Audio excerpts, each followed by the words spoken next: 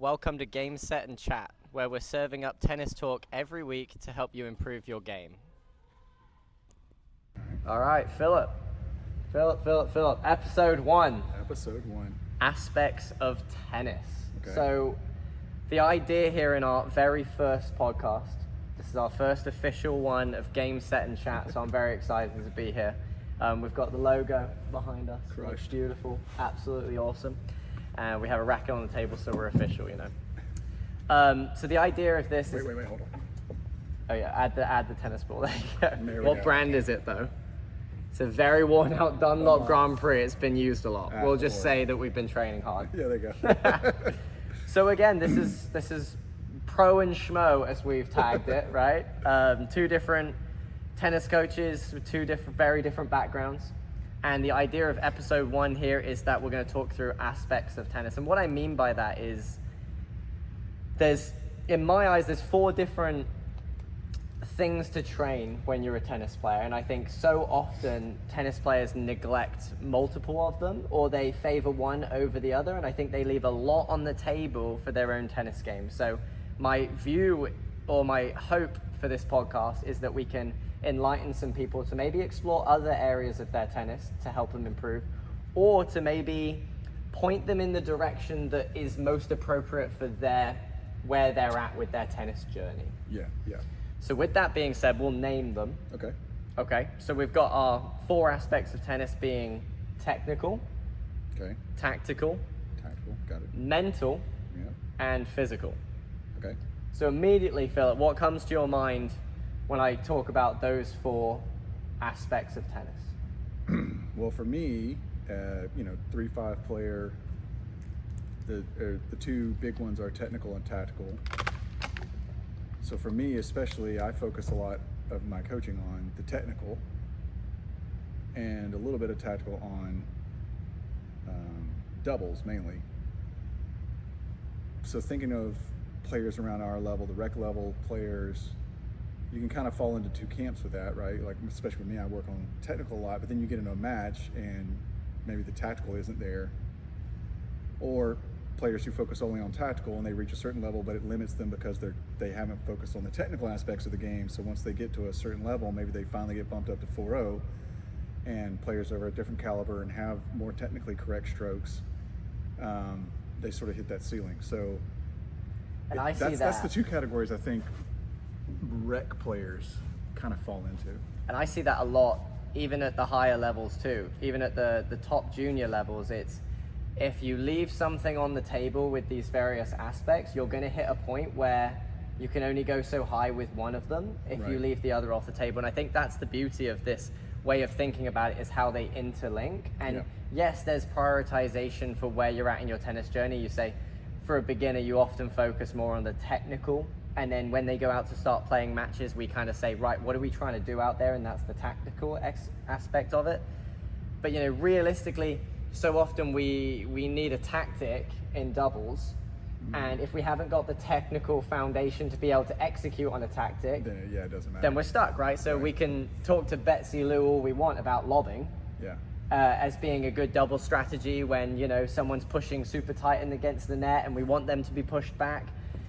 But if Betsy Lou can't hit a lob to save her life, Yeah. then, that's off the table, right? So that's where the technical becomes super important. Yeah, or especially at the rec level when you're in doubles and you are trying to coordinate a tactic with someone, let's say, and they're serving, and you say, hey, I need you to serve down the tee.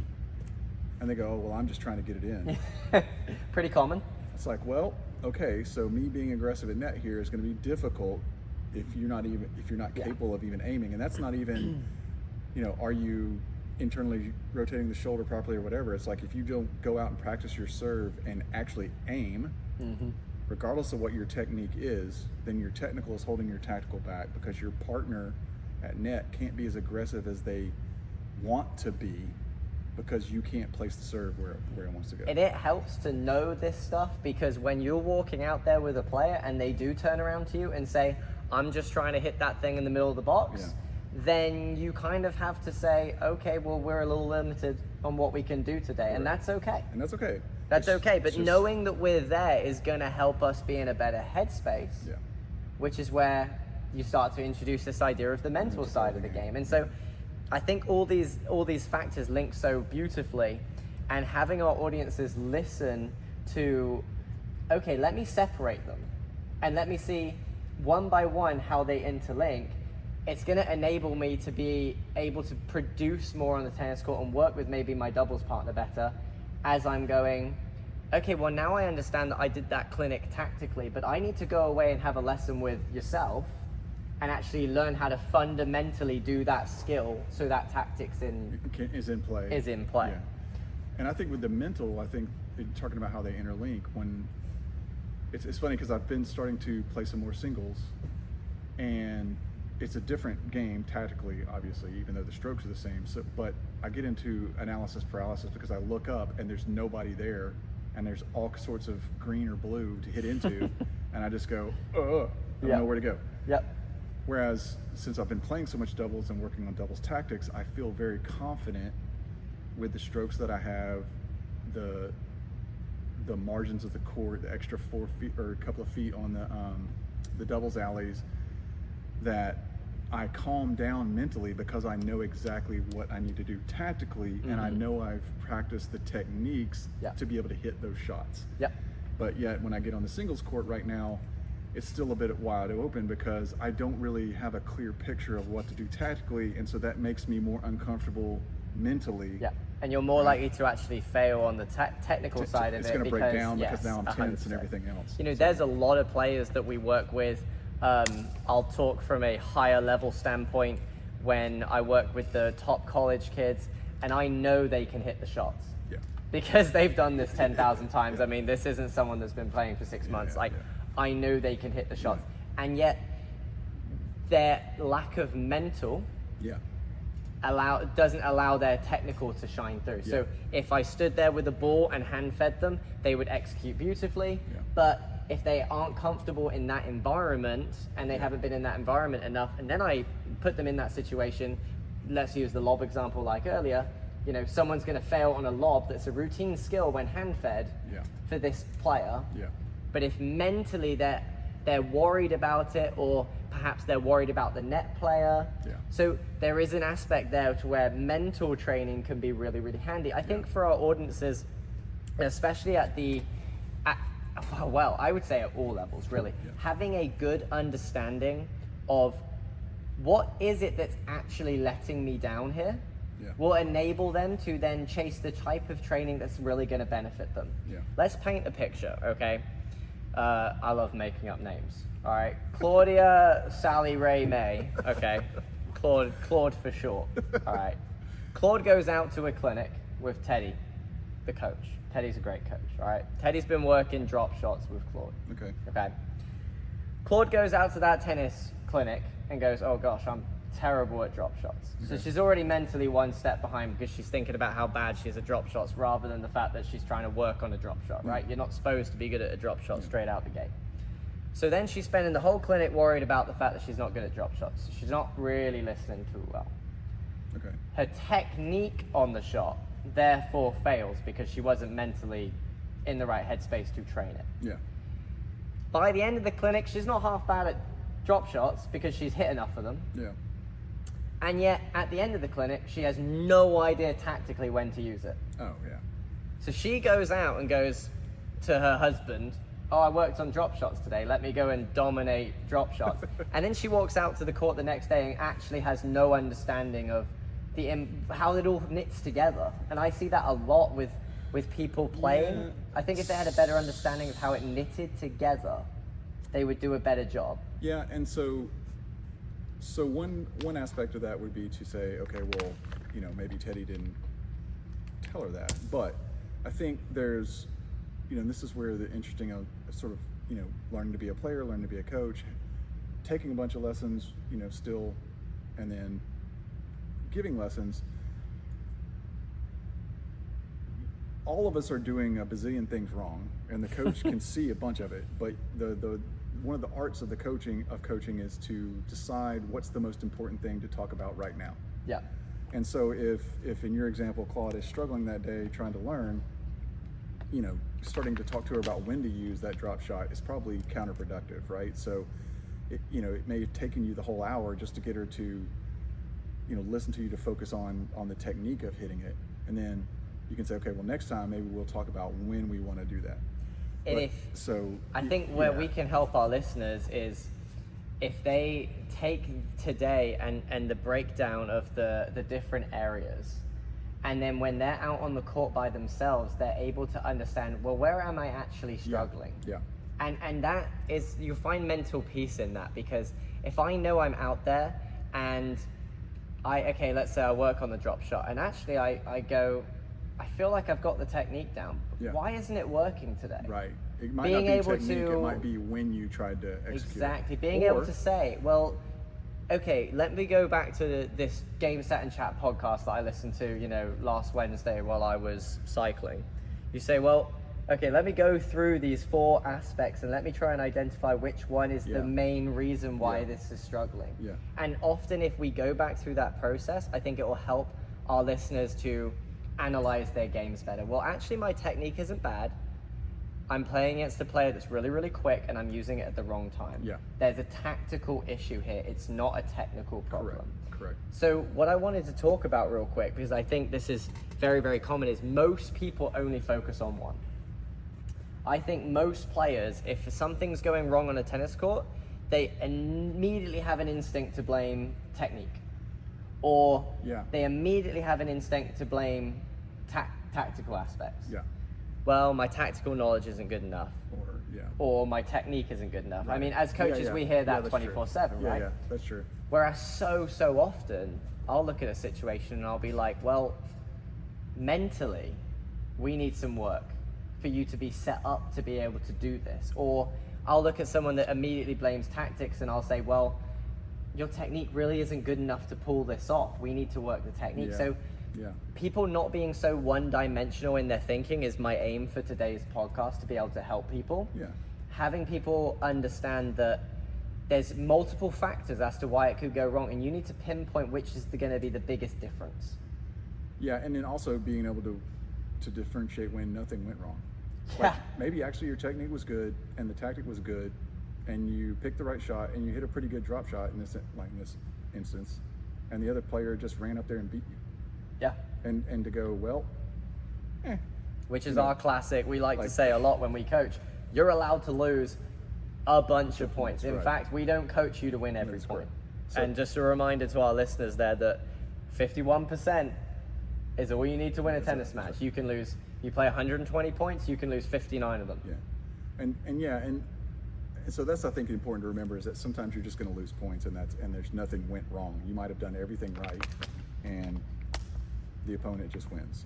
And that's getting beat. That's not losing. And you have to be able to differentiate of when you lost and why and what you need to work on there versus when you just got beat. I 100% agree with that. And I think a lot of this is, again, good perspective for our audience for, did I just get beat? Or is this a recurring theme that I go away from the match and I think about and I go, I really want to be better at this situation, or this situation was really problematic for me today.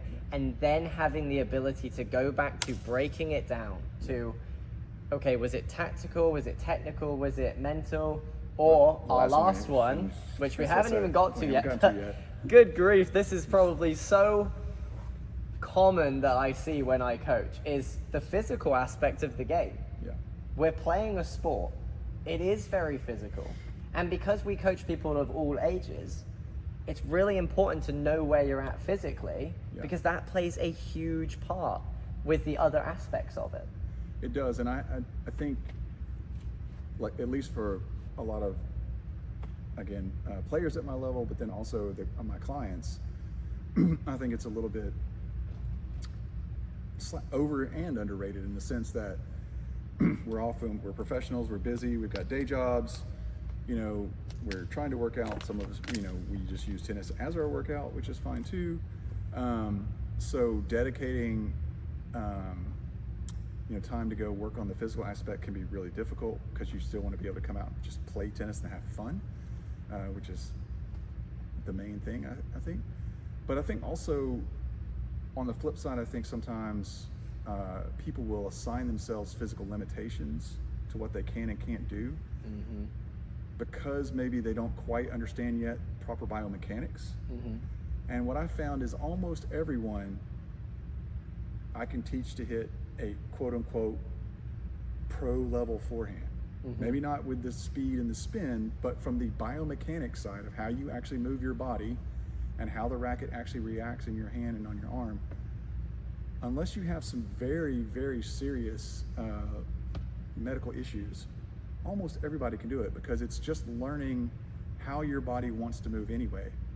And so I think a lot of people maybe will say, well, I'm not a high level athlete, which newsflash, neither am I. Yep. Right? The reason I can hit as good as I can hit is because I'm stubborn, not because I'm an athlete. Or you get the classic, well, I have an injury, but that's probably through lack of biomechanical. It's mostly flair. because of biomechanics, doing Correct. things incorrect. Efficiency. And so I think I would say, give it a try. Don't automatically rule out and say, yeah, I can't do that if you've never actually been taught the proper biomechanics, because I've found that almost everybody can do it with just a little bit of training. And I'll add to that point in terms of similar concept to where people put limitations on themselves from a physical standpoint.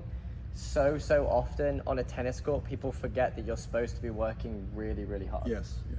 And so, there's an aspect where, okay, in order to produce this technique, I have to first get to the ball. I have to get to the ball early. Early, yeah. So that I can deliver a technique that I worked on in my lesson or stood still with a ball machine. And yet that requires a lot of, here's the key word, effort. Yeah.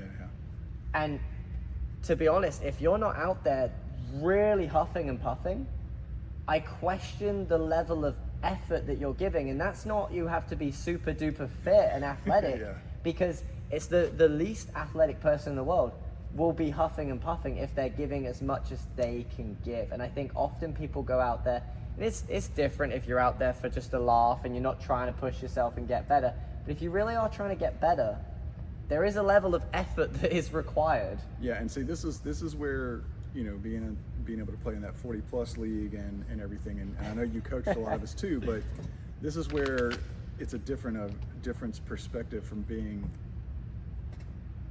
that college level athlete to what a lot of us can actually generate, right? So we may give effort, but what that effort looks like is very different than what you perceive that high level effort to be, I think, sometimes. Sure. I think for our listeners, if you can really look at yourself that night and go, I'm pretty tired, I really worked hard, I gave my all out there, then as a coach, I would say I trust that and I'm happy. But that's fair. I also look at the situation sometimes as I look across the courts and I go, I'm not buying it. I'm really not buying it. And like, the physical aspect of the game requires a lot of intention that if you don't really be intentional with it, if you're not really like, right, let me hit my split step, let me really try and take that extra step to the ball, then before you know it, you're in that, least amount of effort for the most gains kind of world. And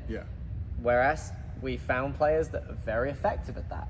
And as you go up through the ages, that is definitely occurs more and more. That is not, for our listeners that want to get better, the aim. The aim would be to give more effort, therefore we can hit the ball better and produce at some of these other things. Well, and that is, the movement, physical movement, I would say that is one thing, is you could have a Roger Federer forehand standing still, but if you can't get to the contact zone and contact point before the ball, then you're never going to let it, it's never going to come out in a rally situation. So that's also, but then that ties back into, well, is the problem technical or is the problem physical, right? Are you actually moving? Because if I toss you a ball and you smack the tar out of it with a biomechanically correct, perfect looking forehand, it's obviously not the technique, right? It's, did you move quick enough to get, or enough, period, to get over there to let that technique come out. And again, I think that clarifies exactly what we're trying to achieve by this episode of the podcast today, which is allowing our listeners to understand, to think through what is really the issue, what is really going on when I'm out there. I think, let's use that example and really just like hammer this point down to our listeners. you know, so many players will go out there and they'll do a really good coaching session where maybe they learn the proper biomechanics and they hit it beautifully, and they'll go on the ball machine and they'll hammer it down for thousands of reps, and they'll go, oh my gosh, my forehand feels so good. Yeah. And then they'll come back after a day of tennis and they'll be so downbeat. My forehand was trash. Yeah. What happened? Yeah. And they'll be absolutely livid because this is time and often money invested. Yep. And they were so excited and they were in such a good headspace, and it falls apart.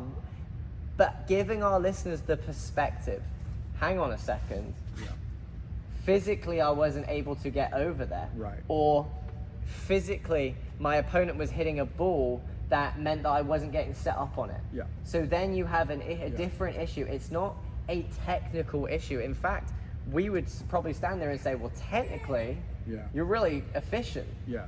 But we have a physical issue. And I think allowing our listeners to identify what is actually the issue between those four aspects. And to be clear, it might not even be a physical limitation.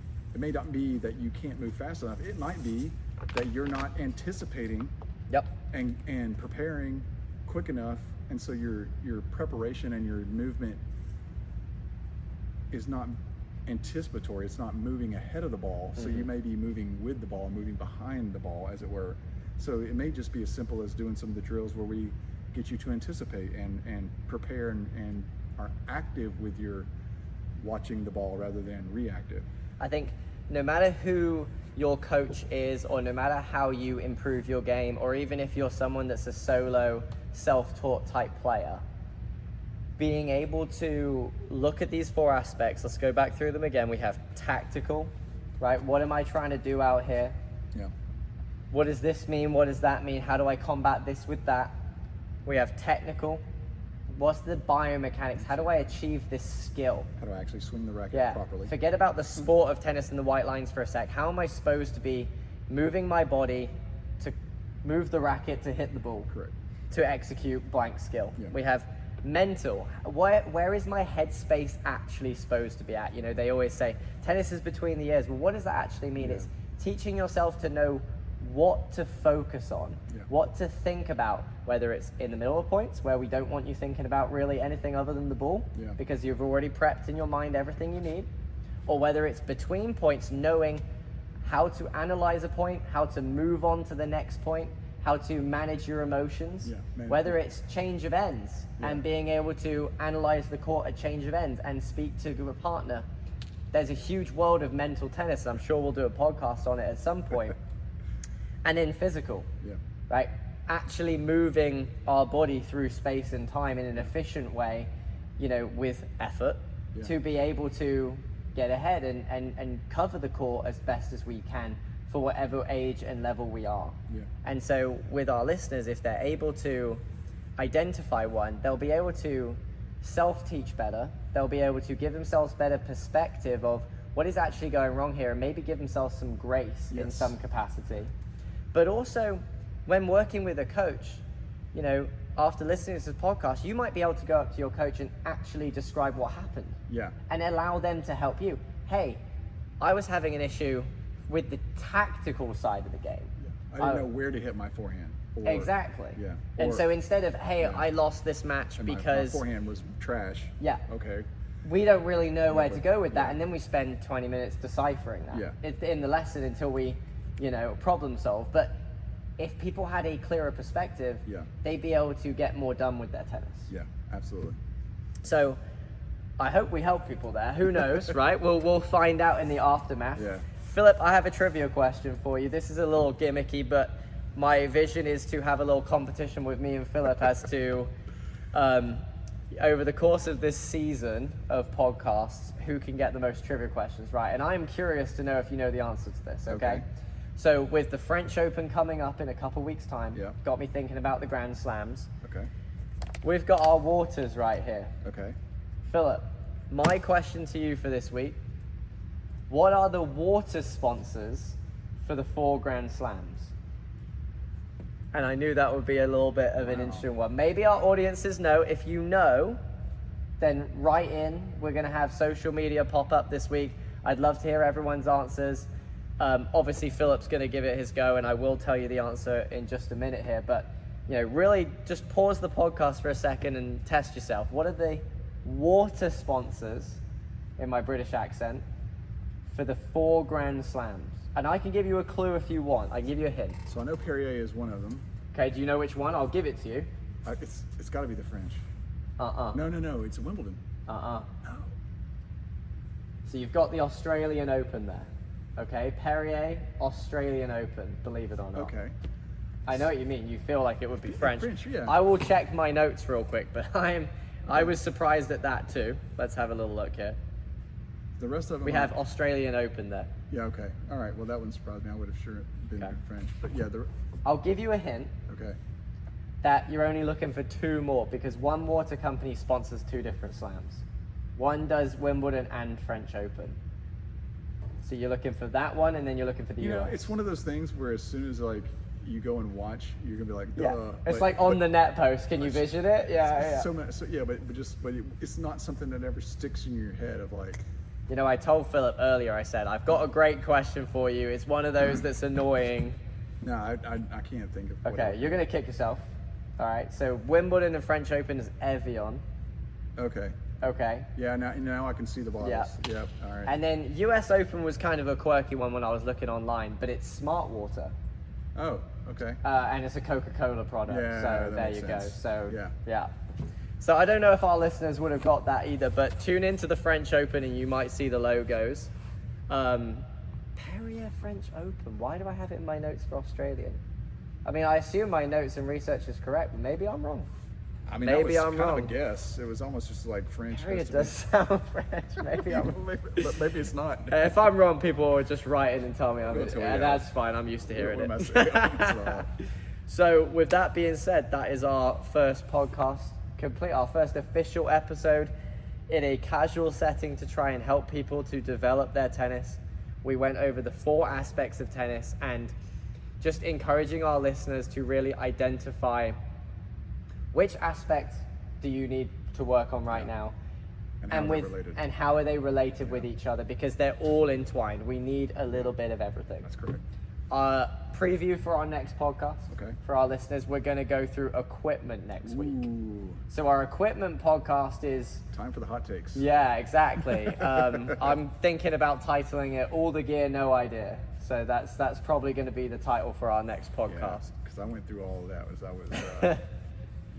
Yeah, that'll be fun. Yeah, I have a dedication for this podcast. I'm going to dedicate each podcast to a certain important figure in my life. I don't know if in the future you want to dedicate some too. I'm well up for that.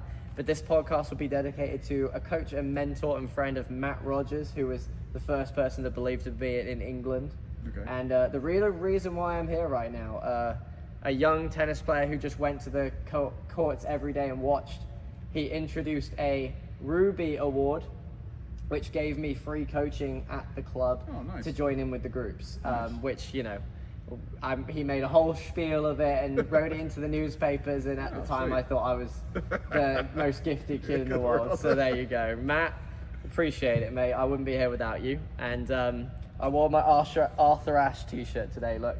So I want to finish with a quote that I think is helpful to our tennis community out there, which is from Mr. Arthur Ashe himself, which is start where you are, use what you have, and do what you can.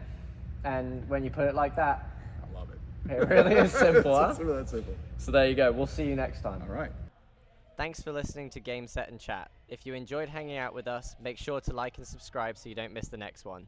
We'll see you next time. Until then, just keep swinging.